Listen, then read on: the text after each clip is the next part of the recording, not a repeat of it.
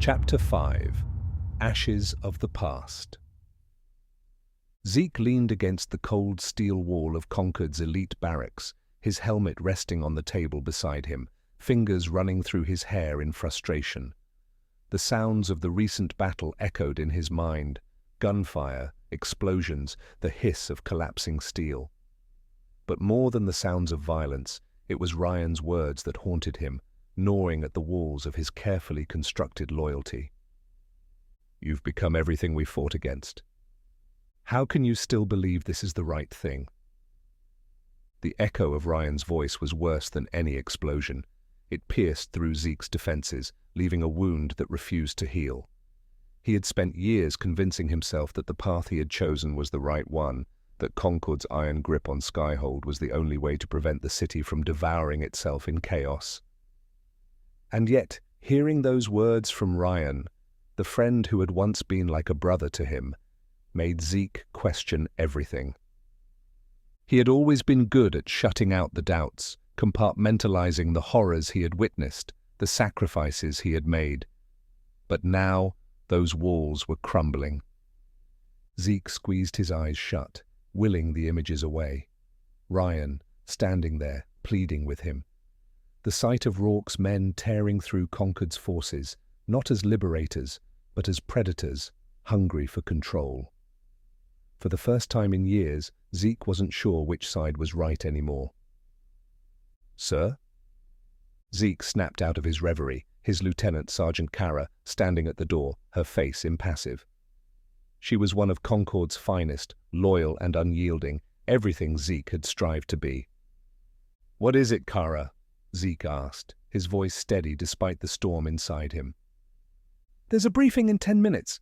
Commander Delan wants an update on the situation at the central tower," she replied crisply. Zeke nodded, pushing himself up from the chair. "I'll be there." As Kara turned to leave, she hesitated, glancing back at him. "Sir, the men are talking. They saw what happened with Vale in the server room. Some of them are concerned about where your loyalties lie." Zeke's jaw tightened. He knew exactly what she meant. The doubts were not just his own. They were spreading through the ranks. His hesitation during the fight, his decision to withdraw rather than engage Rian, Concord's soldiers had noticed, and they were starting to question him. "I'm loyal to Concord, Sergeant," Zeke said firmly, though the words felt hollow in his mouth. "I'll deal with the men." Kara nodded, but the doubt in her eyes lingered as she left the room. 6 years earlier, when Zeke had first joined the Concord Defense Corps, he had believed in the dream of a united Skyhold, a city brought under one banner, one rule, where chaos and corruption would be eradicated. He had always been the idealist, while Rian had been more pragmatic, questioning things that Zeke had taken as necessary sacrifices.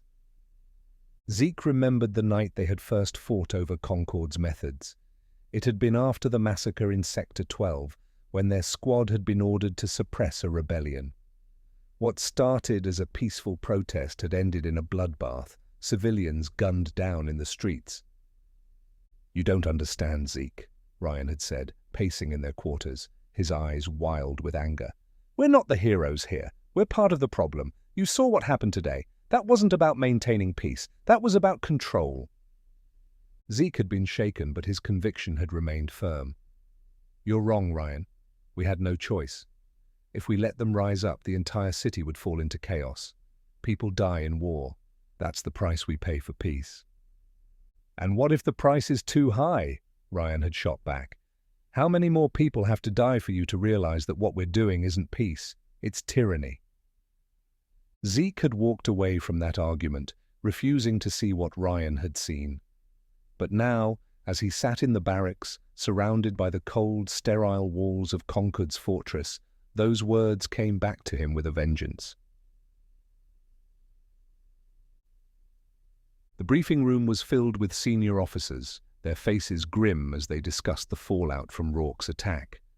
The central tower was in ruins, and Concord's hold over the city was beginning to slip. The rebellion was spreading, emboldened by Rourke's brazen assault, and now the once untouchable grip of Concord was starting to weaken. Commander Delan stood at the head of the table, his eyes sharp as they fell on Zeke. Delan was a man of few words, but his presence commanded respect. He had been one of the architects of Concord's rise to power, and his loyalty to the regime was absolute. "Lieutenant Zeke," Delan said, his voice cutting through the tension like a blade. "Your report on the situation at the central tower." Zeke stood tall, his expression neutral. "We encountered heavy resistance from Rourke's forces. They had inside knowledge of the facility's layout, likely from former Concord engineers who defected. Rourke used explosives to destroy the tower, and while we managed to secure some key systems, much of the infrastructure has been lost." Delan's gaze narrowed. "And Vale? What of your former comrade?" Zeke felt the eyes of the room turn to him, the weight of their scrutiny pressing down on him like a vice. He knew what they were looking for: signs of weakness, hesitation, any indication that his loyalty had wavered. "Vale escaped," Zeke said evenly. "He's aligned himself with Rourke, but it's clear he's operating under his own agenda. He believes Rourke is a means to an end, not an ally." Delan studied him for a moment, then leaned forward, his eyes boring into Zeke's. "I need to know something, Lieutenant. When you encountered Vale in the server room, why didn't you take the shot? You had a clear opportunity to eliminate a key threat to Concord." Zeke's pulse quickened, though he kept his expression calm. He had known this question was coming. Rian Vale is not the real threat. Rourke is the one with the resources and the power to bring down Concord. Vale is a distraction. Delan's eyes flickered with something, doubt or perhaps suspicion. "Vale is a symbol, Lieutenant. He represents the rebellion's ability to turn Concord's own against us. If we don't stop him, others will follow." Zeke's heart pounded in his chest. He had spent years convincing himself that Concord was right, that the sacrifices they made were necessary. But now, standing here in front of Delan, he realized something terrifying. He wasn't sure he believed it anymore. "I understand, sir," Zeke replied, his voice steady. "Next time, I won't hesitate." Delan stared at him for a long moment, then nodded. "See that you don't."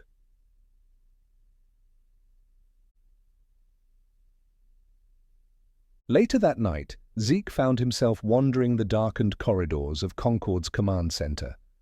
The sterile walls and harsh lighting felt suffocating, a far cry from the streets of Skyhold, where life, chaotic, messy, and uncontrolled, breathed around every corner. He ended up in the observation room overlooking the city. From here, he could see the sprawl of Skyhold beneath him, a patchwork of glowing lights, skyscrapers, and distant streets. It was beautiful in a way, but also distant, cold, like something he no longer recognized. Ryan's words came back to him once more. "How can you still believe this is the right thing?" Zeke closed his eyes, his fists clenching at his sides. He had dedicated his life to Concord, had sacrificed everything for the belief that order was the only way to save the city. But now, after seeing the destruction wrought by Rourke, after hearing Ryan's plea, the certainty that had once grounded him was slipping through his fingers. His comm device buzzed, jolting him from his thoughts. Zeke glanced down, his heart skipping a beat when he saw the name on the screen. Rian Vale.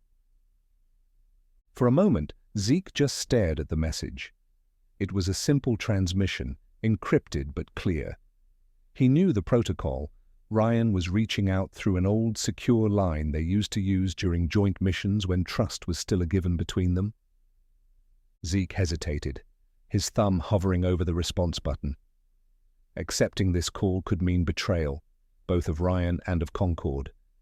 But ignoring it felt like a betrayal of something deeper, something in himself. With a deep breath, Zeke accepted the transmission. "Rian," he said quietly, his voice a mixture of caution and familiarity. "Zeke," came Ryan's voice, calm but strained. "I didn't think you'd answer." Zeke exhaled, leaning against the glass wall overlooking the city. I'm not sure why I did. There was a long pause on the other end. Then Rian spoke again, his voice softer this time. I know you still believe in Concord, but you have to see what's happening, Zeke. Rourke's not the only one who's dangerous.